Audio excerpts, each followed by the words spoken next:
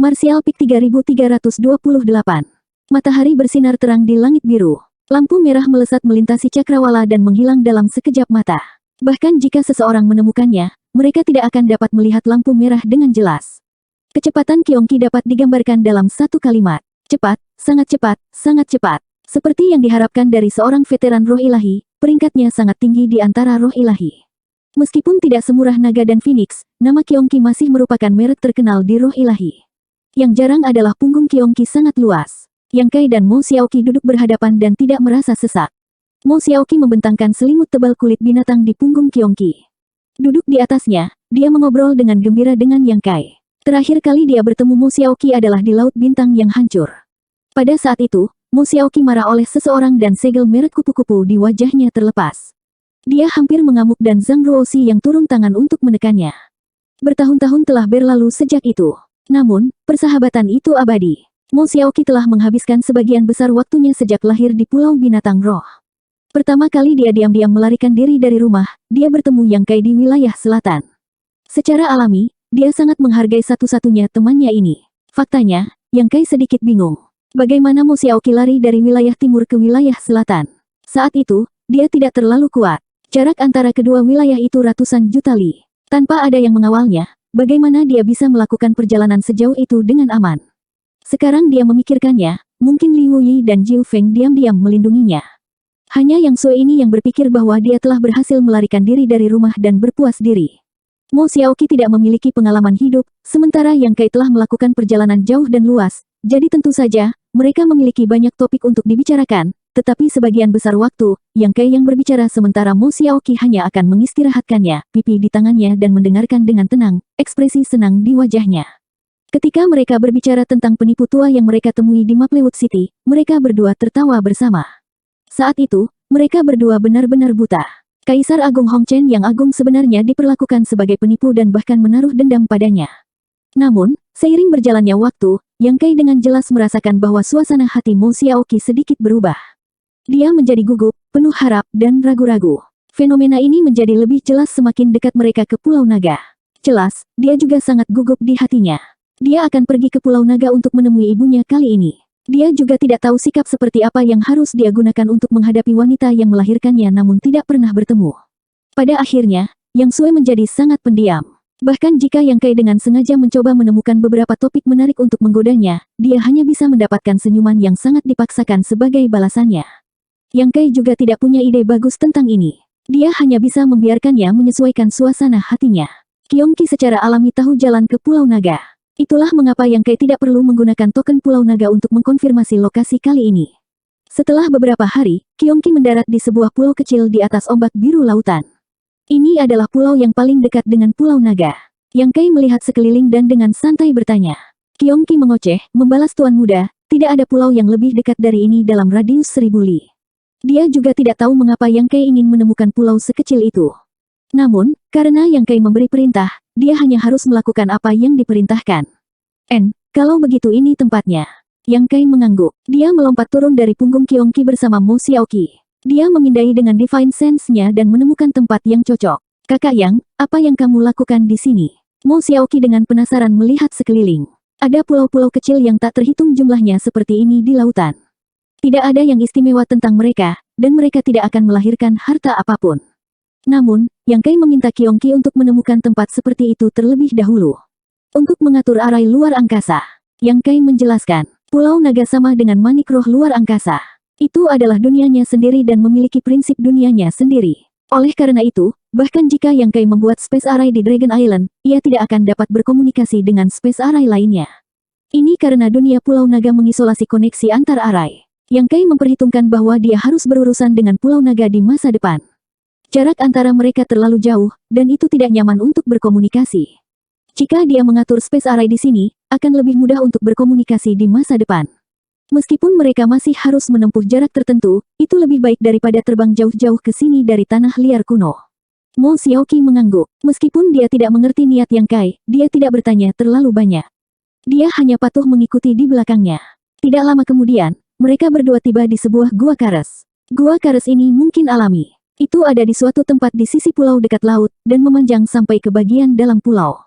Bagian dalamnya kering, tapi itu adalah tempat perlindungan alami. Yang Kai segera menjadi sibuk. Mo Xiaoqi juga membantunya dari samping.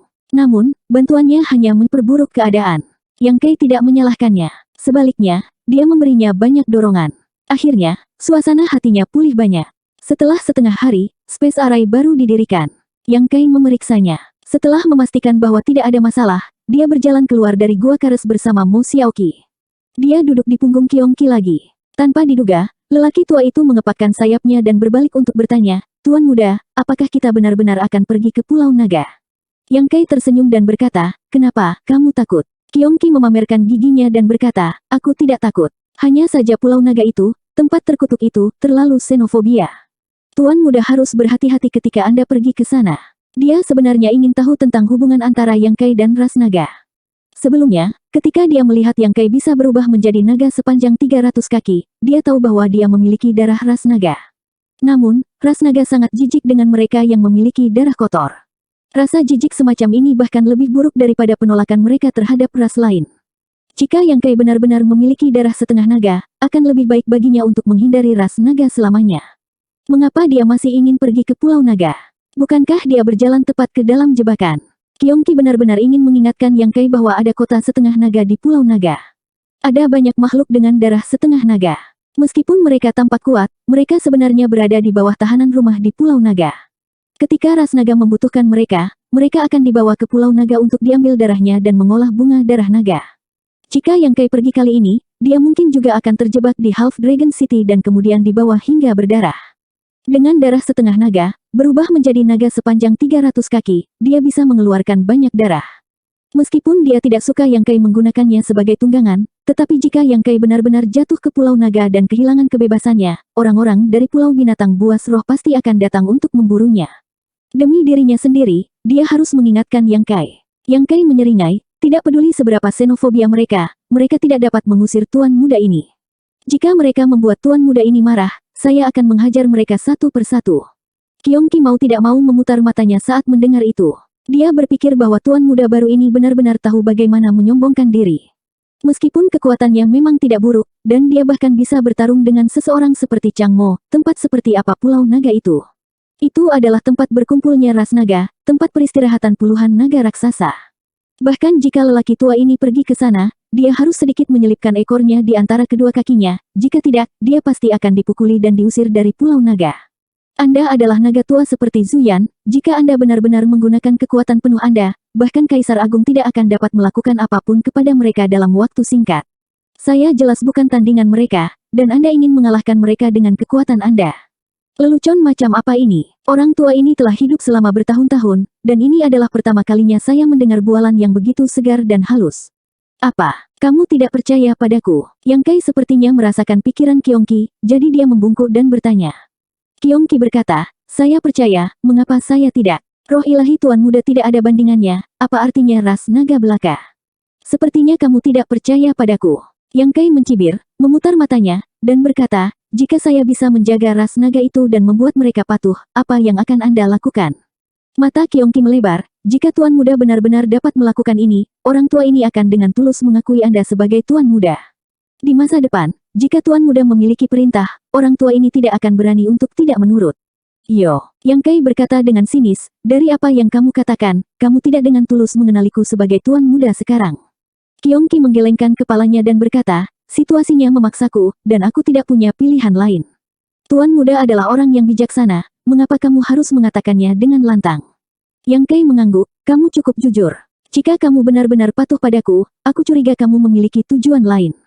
Hehe, tuan muda, tolong jangan salahkan orang tua ini, tetapi jika Anda benar-benar dapat membuat ras naga itu dan membuat mereka patuh, maka Anda memiliki kualifikasi untuk menjadi tuan orang tua ini. Mengikuti Anda bukanlah aib untuk ini, pria tua. Qiongqi terdiam, lalu melanjutkan, tetapi jika tuan muda tidak bisa melakukannya, orang tua ini hanya punya satu permintaan. Berbicara, Qiongqi tersenyum dan berkata, di masa depan, jangan gunakan orang tua ini sebagai tunggangan. Meskipun orang tua ini telah menjadi tunggangan untuk waktu yang lama, orang tua ini sekarang sudah cukup tua, jadi saya harus mempertimbangkan beberapa wajah. Oke, Yang Kai mengangguk, ekspresi Qiongqi cerah, dan dia sangat gembira. Kata-kata bocah muda ini lebih besar dari langit, kali ini dia takut dia akan kalah. Meskipun dia tidak menolak mengikuti Yang Kai, dia masih sedikit tidak senang karena Yang Kai menggunakannya sebagai tunggangan. Kaisar besar waktu yang mengalir adalah kaisar besar waktu yang mengalir. Meskipun Anda berlatih segel lalat waktu dan memahami sedikit prinsip waktu, Anda hampir tidak dapat dianggap sebagai penerus waktu, tetapi bagaimana Anda bisa disebutkan dalam napas yang sama dengan waktu, atau bahkan melakukan hal yang sama dengan waktu? Tuan muda, Pulau Naga ada di bawah, silakan duduk dengan tenang. Kyongki tiba-tiba berteriak dengan suara rendah, dan sosoknya yang besar menukik langsung ke laut di bawah. Sebelum sosoknya tiba, air laut secara otomatis terpisah, memperlihatkan lorong melingkar yang mengarah langsung ke dasar laut. Sepanjang jalan, tidak ada setetes air pun yang menyentuh tubuhnya. Dalam keadaan trans, koridor kosong besar muncul di kedalaman laut, menghubungkan ke tempat yang tidak diketahui. Yang Kai pernah mengalami adegan ini sebelumnya, jadi dia secara alami tahu bahwa koridor kosong terhubung ke Pulau Naga. Terakhir kali, jika dia tidak menggunakan token Pulau Naga untuk menemukannya, dia tidak akan mengira bahwa pintu masuk ke Pulau Naga sebenarnya berada di bawah laut. Ini jelas bukan pertama kalinya Kyongki datang ke Pulau Naga, jadi dia tidak ragu untuk terjun ke koridor kosong.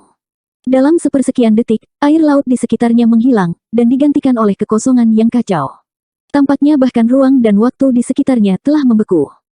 Kyongki tiba-tiba berseru kaget, karena koridor kosong ini memberinya semacam perasaan ingin membunuh. Terakhir kali dia datang ke sini, tidak seperti ini, dan ketika dia melihat sekeliling, dia tidak dapat menemukan pintu keluar. Dalam sekejap, ekspresinya menegang, jika dia tersesat dalam kehampaan, itu akan berakhir.